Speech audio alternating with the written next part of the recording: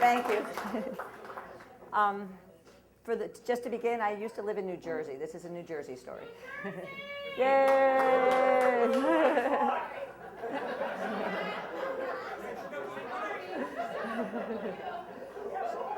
Anyway, so I was on my way home from Pennsylvania, young children in the back of the car coming back from Grandma and Grandpa's house. It's about 10:30 at night. It's raining. It's dark. 295, if people know 295 in New Jersey. And I see the cars in front of me driving and starting to like skirt around this other car. And I get closer and there's smoke coming out of the other car. And I get closer and there's flames coming out of the other car. And the flames are kind of leaping and hot metal parts are dropping off, and the guy driving the car seems to have no clue. And the people are just still skirting wildly. They're just getting past as quickly as they can. No one is telling the guy in the car his car's on fire.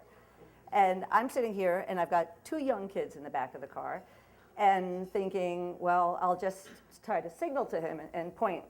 And this is, my resolution is I was not going to let this guy stay on the road, okay? That's my resolution. So I signal, and I'm pointing, and he's just like, and I'm thinking, okay. And so then I'm honking, and I'm pointing, and he just still keeps going.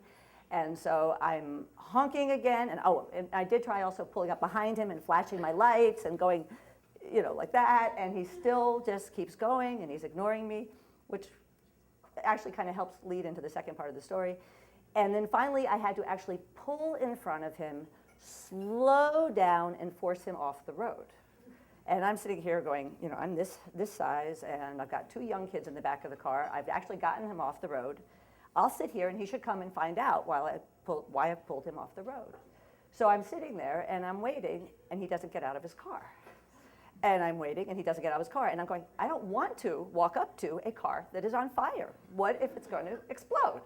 So I finally have to get out of my car, and I'm like trying to signal to him to come over to me, and he's still staying in the car. And I go up, and he cracks the car window a little bit. And now I'm really a threatening looking person, you know. So, and here's this pretty big guy sitting there. And he cracks it a little bit. I said, get out of your car. And he's just looking at me and like, I said, get out of your car, it's on fire. It's just hot because I have the heat on in here. And I said, your car is on fire, get out of your car. And I get him out of the car, and he is about 6'4", 6'5", he's wearing a vest, he's got keys, he's looking kind of bikery, you know, which, nothing against bikers great, but you know. But it's kind of nerve-wracking for me, and I'm a little nervous now too, but anyway, but it's kind of nerve-wracking for me, and I get him out of his car, and I get him away from the car, and he looks under, and he sees his car is on fire. And they're still hot and molten, and now he can see the smoke coming out and the whole 9 yards, and then I sit here, and it's raining, it's 295, there's nothing around for miles. Do I leave him there? Do I bring him in my car with my children? You know, what do I do? So I am standing here and I'm thinking, well, he was scared of me. So that makes it a little easier to not be scared of him. But at the same time, my children are in the car. And they were like 3 and 5, but he was scared of me. So I go back and forth with this, and he's just kind of standing there because he doesn't say, can I have a ride? He doesn't say, you know, anything really. And so and I know nothing about him, but I can't leave him standing there in the rain, in the middle of nowhere with his car on fire. So I said, do you want to ride to the next exit? It ended up, I was going to the next exit, he was going to the next exit.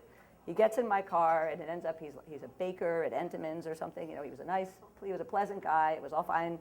He was going to the exit I was going to.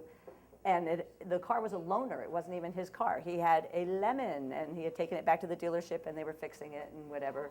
So, do just what you want. But anyway, and I took him to his exit, and that was actually the end of the story. He was safely dropped off. I don't know if the car ever exploded. You never get to find out the end of things, you know? You kind of want to know, did anybody ever notice? Did the dealership go back? You know, I'd love to know how it actually ended. But he was safely dropped off. Kids made it home. My family was furious with me for weeks. And Thank you.